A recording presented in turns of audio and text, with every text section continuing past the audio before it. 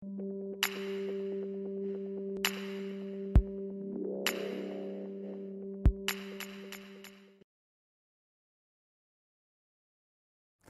ce livre qui est intitulé Le Japon grec, en fait, il y a deux grands objectifs.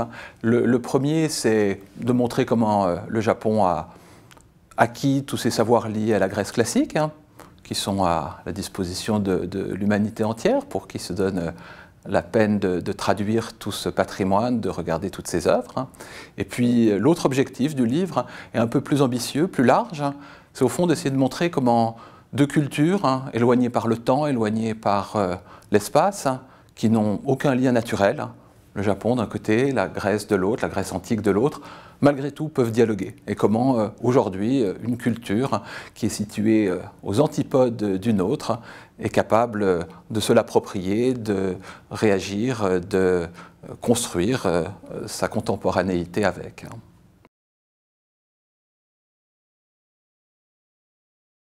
L'influence de la Grèce dans la culture japonaise, elle est très visible dès qu'on regarde les ouvrages scientifiques, dès qu'on regarde les revues d'art, dès qu'on va dans les musées. On la voit partout. Et en même temps, elle semble invisible pour l'occidental qui se rend au Japon pour la première fois. Parce qu'en définitive, ce qu'il y voit, c'est généralement un reflet de l'Occident.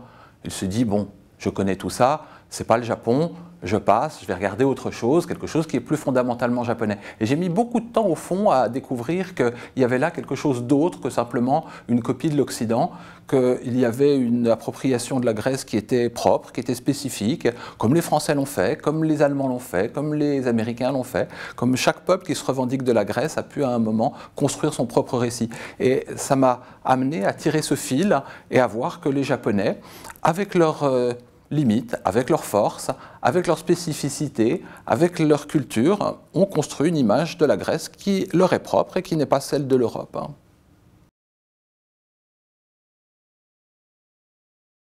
La culture grecque pour les Japonais, vue du point de vue du Japon, elle est assez différente de ce qu'on rencontre ici. Ici, la culture grecque, elle est d'abord, au fond, assez idéaliste.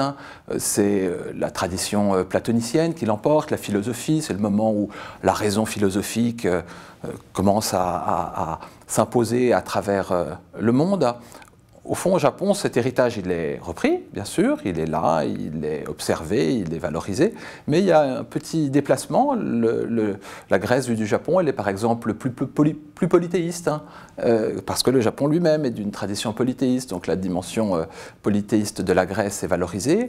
Elle a quelque chose de plus oriental. Chaque fois, il est mis en avant le fait que toute une partie de la civilisation grecque vient de l'Asie. Cet aspect-là est chaque fois mis en avant. Bref, il y a tout un ensemble de facteurs qui font que la Grèce japonaise n'est pas tout à fait la Grèce européenne.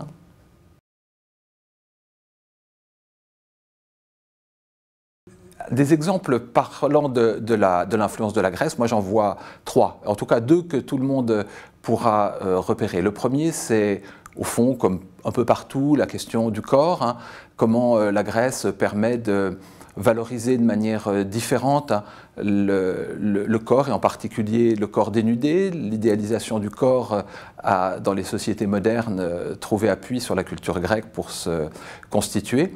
Et à travers la sculpture, à travers le sport, à travers l'olympisme, les Japonais ont regardé de manière extrêmement étroite ce que, à la fois, l'héritage grec nous a légué, et en même temps ce que les Occidentaux ont fait de ce corps grec. Donc, comme toujours, c'est un dialogue, et on voit bien que les sculptures, par exemple dans les années 20-30, montrant des corps japonais idéalisés, eh bien, sont en dialogue avec la Grèce. C'est un exemple qui, je crois, est assez parlant. Et un autre exemple que tous ceux qui sont des générations qui ont lu des animés, pardon, lu des mangas ou vu des dessins animés vont comprendre, c'est au fond, aujourd'hui, dans le monde contemporain, très souvent, les dieux grecs ou les héros grecs tels qu'on les voit sont souvent passés au filtre des dessinateurs asiatiques, généralement japonais, dans une approche assez syncrétique. c'est pas seulement les dieux grecs, ça va être aussi d'autres dieux, mais pensez aux Chevaliers du Zodiaque, à des films de Miyazaki. Je vous rappelle, le premier film de Miyazaki, c'est Nausicaa, c'est une héroïne de l'Odyssée. Bref, les références à la Grèce et à Rome sont extrêmement nombreuses dans le monde très, comment dire, populaire de l'animation et des bandes dessinées. Et aujourd'hui, ça informe assez fortement la perception qu'on peut en avoir en Occident.